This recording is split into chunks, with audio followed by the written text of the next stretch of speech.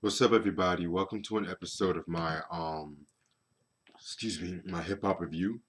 The album I'm going to talk about today, which has been, I want to give a shout out to my dude, I believe Eric Johnson, and no, actually scratch that, Cassandra Ross, and a couple of other people requested me to do this album, and it's going to be Cypress Hill's second studio album, Black Sunday. This was released in 1993 on, I believe, Rough House Records. Let me double check. Yeah, Rough House on the Columbia Records. This is produced by DJ Muggs. This was produced by DJ Muggs and T Ray. T Ray, he has produced for a lot of people from the Funk Dubious to the Beastie Boys and Nonfiction. Yeah, very dope producer. Singles include Insane in the Brain, When the Shit Goes Down, I Ain't Going Out Like That, and Lick a Shot. Alright, so I kind of made some comments like earlier, like across a couple months ago. I said like this album was dope, but I don't feel like it's touching the first one or the Temples to Boom album and shit like that. But let me just clarify my thoughts more. Give me 1 second.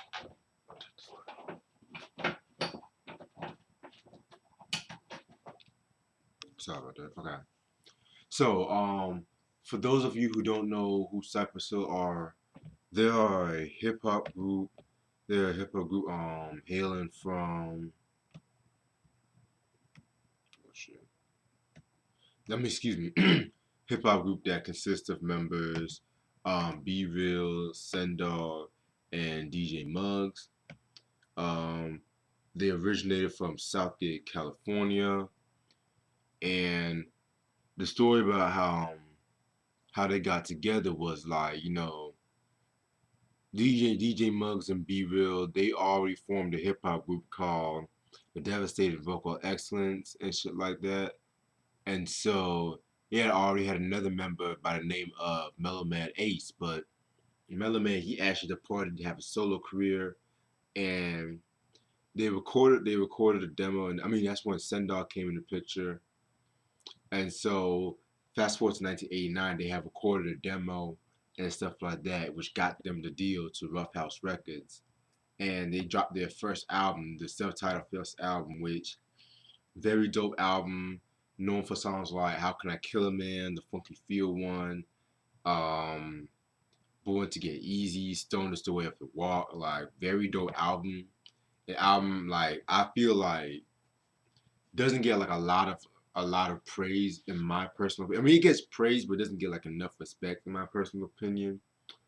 Um, then fast forward to 1992 was what you can consider like their breakthrough because not only did they have like a song on the Juice soundtrack, but they also made their first appearance on Lollapalooza and shit like that. And with them being a Lollapalooza, it actually, strengthened their fan base with the alternative rock fan base and whatnot. And that's when fast forward to 1993, they had dropped this album right here, Black Sunday. Very dope album cover. It just has them, I think it looks like a graveyard or some shit like that. This album kind of made history because it became the highest SoundScan recording for a rap group at the time. Went triple platinum and shit like that. Like very very dope album. I mean very dope statistics and shit like that. With that being said, let me get started. The album has 14 songs, so let's get started. Track number one, I Wanna Get High. Very dope beginning song. It's like a very braggadocious, kind of sets the tone for the whole album where because they appeal to the weed heads and shit like that. If you guys get my drift and shit, so um, them appealing into the weed heads, when they performed this song on Saturday Night Live, they actually got banned because of the fact that DJ Muggs lit up a blunt on stage and shit like that, and they trashed the stage set after. Laura Michaels, he was like, fuck that shit, y'all gotta go. So yeah, that's the one I have to feel about. No, scratch that, scratch that. That's for the next song. I fucked up. I fucked up. Track number two, I ain't going out like that. That's a braggadocio song right there. This was a song that they were on fucking mushrooms when they fucking recorded this song and shit like that, according to DJ Muggs. And they performed the song on Saturday Night Live, and they kind of got banned because Muggs had like lit up a fucking blunt. He lit up a fucking blunt on stage and shit like that, and they trashed the set after. And Lorne Michaels kind of like, you know what, y'all can't come here no more. So fucking dope song. I ain't going out like that. Track number three, Insane in the Brain. Um, this song was pretty much, a lot of people say this is like their signature song. And yeah, I love this song too, but a lot of people might not know that this song was actually originally a diss track to a couple rappers like I believe Kid Frost and Chubb Rock and shit like that from what I looked up. Cause Be Real made some statements that like he feels that they were ridiculing their style and shit like that. And yeah, man. But a lot of people kind of love the song. It kind of appeals to more like the party kind of track and shit like that, which the song is, these days is best known for. Very dope song. I love this song. Some of my favorite lyrics was like, um, damn, I feel like Senator Sam. Don't make me wreck shit hectic. Next, get the chair. Got me going like General Electric. And the lights all blinking. I'm thinking it's all over when I go out drinking. Like, Be Real was just going in and shit like that. Sendog did his thing too and shit, but I felt like Be Real stole the show on that song. And like I said before, that's like one of their signature songs. So that's Insane in the Brain. Um, yeah. Next track, when the shit goes down. Love that song right there. Pretty cool song. The video is pretty video is pretty cool too and shit like that. Very grimy. Um, yeah, pretty dope beat. Track number five, Lick a Shot. Again, DJ Muggs definitely did his thing on that fucking beat. That beat is so fucking nasty and appeals to the song. Um, Lyrically, I feel like everybody did their fucking thing on this shit like that. Excuse me, not everybody. Be Real did this fucking thing on this fucking track. Yeah, you just going fucking in and shit like that. Having a Scooby Doo references and shit. Some of my favorite lyrics was, had a bad dream, woke up in a casket, now I can't even get back at the bastard. Bullshit, this pine box ain't strong enough to contain the afro marks. Critical bell rings, snapped out the dream. What the fuck's up with the funny red beam? Like, again, like them just going in on the fucking mic and shit. That's Lick a Shot. Um, Next track we got is fucking Cock the Hammer. Just getting the gunplay ready and shit like that. Sendar definitely went in on that fucking track. I feel like he had like he definitely did his thing on this track because he's pretty much him doing a solo wise and shit. Um, love the way that they flipped that emotion sample, which I mentioned a couple of times have been used by a couple of people, but the way Muggs used it was just a lot more grimier and just tripped out and shit like that. So that was Cock the Hammer. Then we got the Lockdown Interlude, which nice little smoothed out beats and shit like that. Some of the smoke too and shit like that. You know what I'm saying? And that sample has been used by like a lot of cats in hip hop and shit like that. Most notably, the Wu Tang have used that sample too. So I just felt like that was pretty interesting. Next track we got is Three Little Putos. Um, when I first heard this track, I wasn't really feeling it like that. But then over time, I kind of appreciated it more. It's pretty much like a parody of the fairy tale Three Little Pigs and shit like that.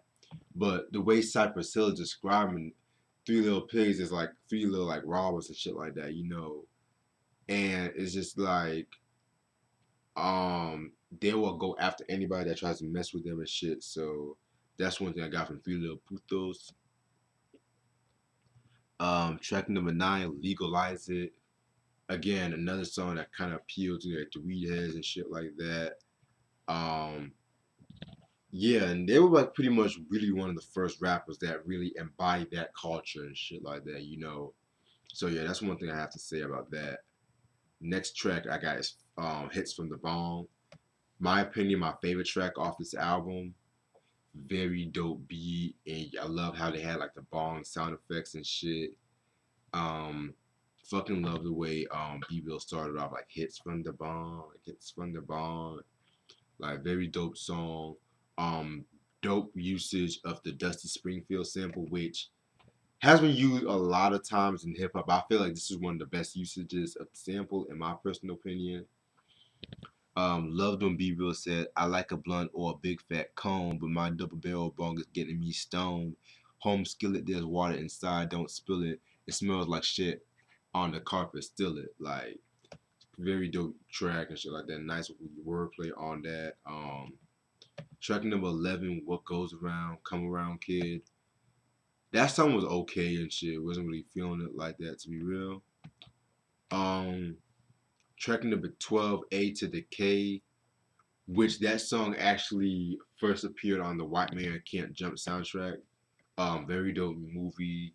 Has like, you know, Woody Harrelson, Rosie Perez, Wesley Snipes, and whatnot. So yeah, that song is pretty cool. You know what I'm saying? Um, then we got Hand on the Glock, which yeah, again another really cool song. Love the fucking beat. The beat was fucking hard as fuck and shit. Very dope usage of those samples and stuff too. Both Be Real and Sendog did their thing on that track. And the last track, Break 'em Off song. Um, Again, another really cool, solid song. Not one of my faves, but it is what it is. All right, that's all the tracks on this album. Overall, let me be real. It's a cool album. It's a cool album and shit like that. I do like it, but I kind of felt like kind of lost its steam after Hits from the Bong, in my personal opinion and shit. Um, like I said, the last 4 tracks were not bad, but I just felt like it wasn't really as excited as the first couple of tracks and shit. But other than that little side note, definitely, you know, feel like DJ Muggs was definitely finding his style when it came to this album and shit like that. Very dark, very muddy, very grimy shit like that. Very dope album. I do like it, but like again, my favorites are, you know, the self-titled debut and of course Temples of the Boom, which I've said is my favorite album from them. This is probably like the most popular album when it comes to the fans, and with good reason too. Unfortunately, when it comes to later pressings, um, they cut the song fucking Lockdown out, which in later pressings and shit like that due to sample clearances, and they kind of added a fade out to Insane the Brain because, you know, for sample clearance issues and whatnot. So just something that you guys should be aware of if you guys want to get a copy of this album. And if I'm not mistaken, I believe this album is still in print too. So yeah, it's still a very popular album. Yeah, the album's still in print. It was just re-released 2000. Wait, actually, that was in Germany. Nah, scratch that. Yeah, but it's not. It's still in print. You know, you guys can still find the album and shit. And they actually came down. I think they actually performed. I think sometime this summer too. I think it was last month or the month before and shit. So yeah. So that's all I have to say about Cypress L's Black Sunday and shit. Stay tuned for more dope material. Peace.